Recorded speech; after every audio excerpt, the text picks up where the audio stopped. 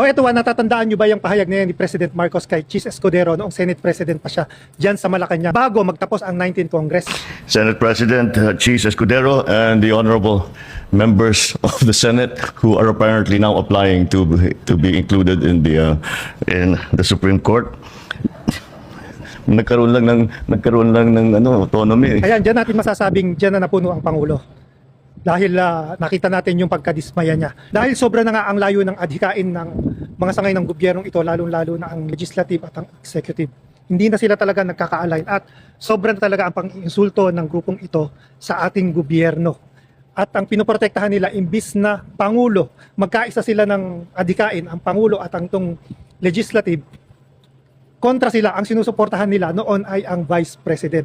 Itinuturing nila noon na Presidente ang Vice President. Sa totoo lang naman, itong mga pang-iinsulto at paninira nila sa gobyerno ay hinahayaan lang ng ating Pangulo dati yan. Pero dumarating talaga ang pagkakataon na napupuno ang isang tao at kailangan patunayan niya kung sino talaga ang nararapat na sundin. Ang legislative ba o ang executive? Nirirespeto ng ating Pangulo yan, yung pagkakahiwalay ng kanilang kapangyarihan. Pero hindi ka pwedeng mag-act na ikaw ang nagpapatakbo ng bansa dahil ang Pangulo pa rin ang may hawak ng kapangyarihan yan. Siya ang nagpapatakbo ng bansa, hindi ang Vice President at hindi itong si Chis Escudero na pinoprotektahan ang Vice President. Kaya dumating ang oras na nahuli ng Pangulo na napakarami palang tinatago ng grupong ito.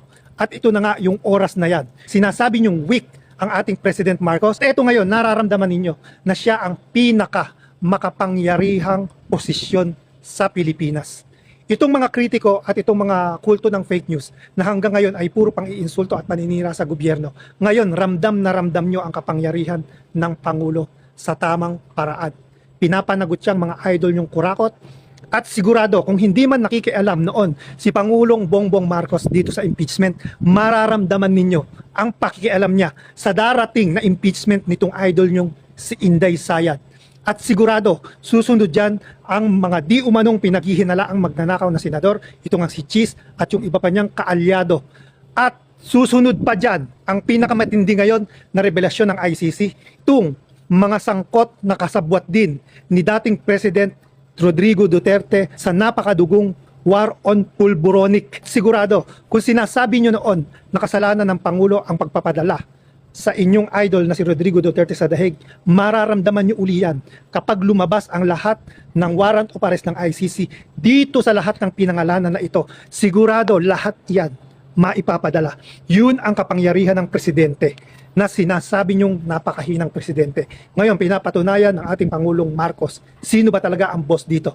Sino ba talaga ang dapat masunod dito? Sino ba talaga ang may kapangyarihan na gumawa ng tama ng naaayon sa batas at naaayon sa kagustuhan ng taong bayan at naaayon kung ano ang sinasabi ng ating konstitusyon? Abangan nating lahat yan.